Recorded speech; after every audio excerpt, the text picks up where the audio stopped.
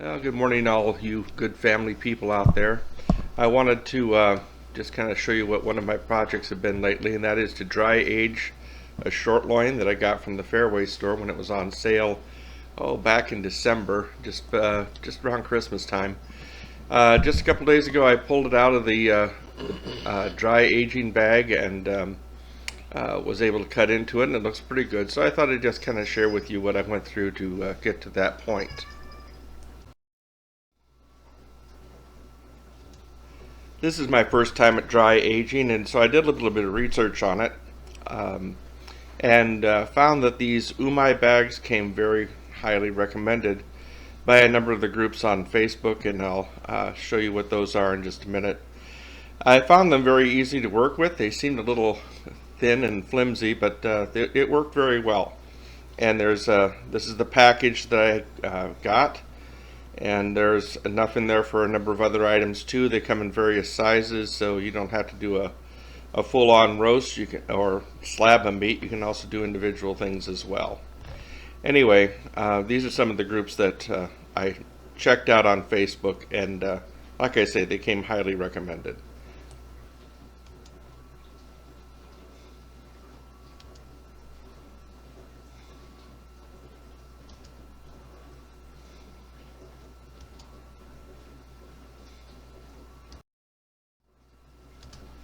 Unfortunately, what I did not do was take pictures of the initial setup of this, so I'll just have to kind of verbally walk you through it. First of all, you have the vacuum packed meat that comes to you.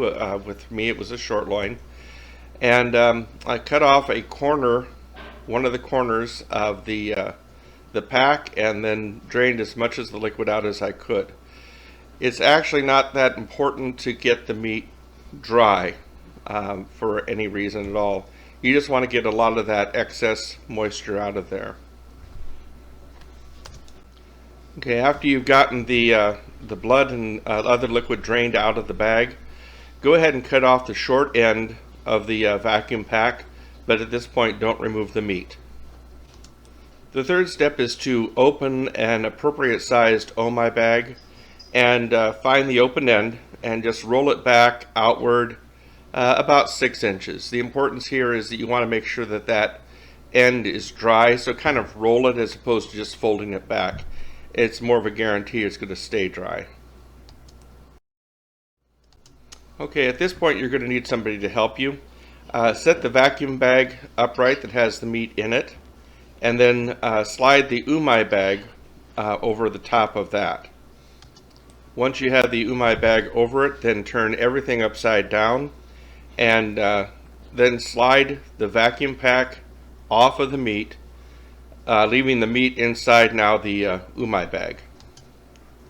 Then you very carefully unroll the umai bag so that it doesn't get damp on the edges of it, because it needs to be dry in order for it to seal properly. The umai bag comes with a set of directions on it on how to seal it, and if you have a food sealer, electric one that sucks the air out and seals it, you're pretty much all set. It does have a couple other steps that you need to follow in there. If not, they also have other instructions if you happen to not have the sealer.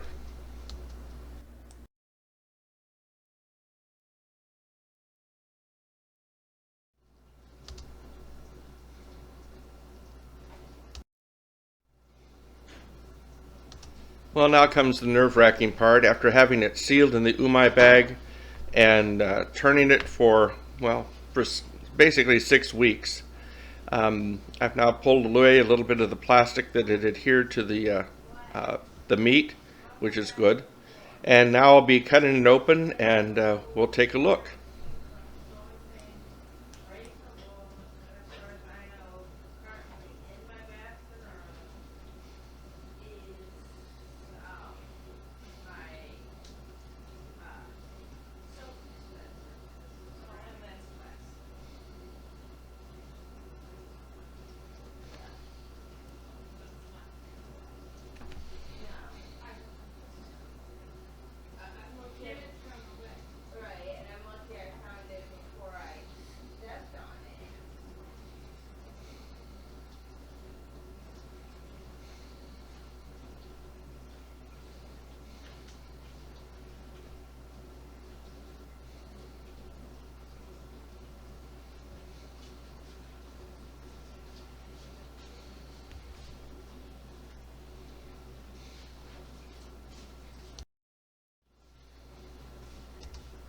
And there you have it. It looks the way it's supposed to look. It smells the way it's supposed to smell.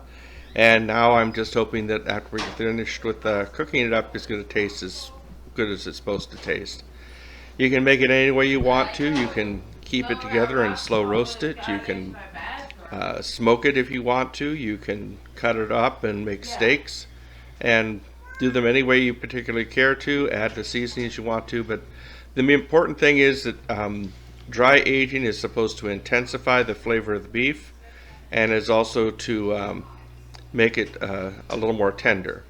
And as I say, the short loin is a very tender cut of meat anyway, but it'll be amazing to see what this is like. Thank you for watching.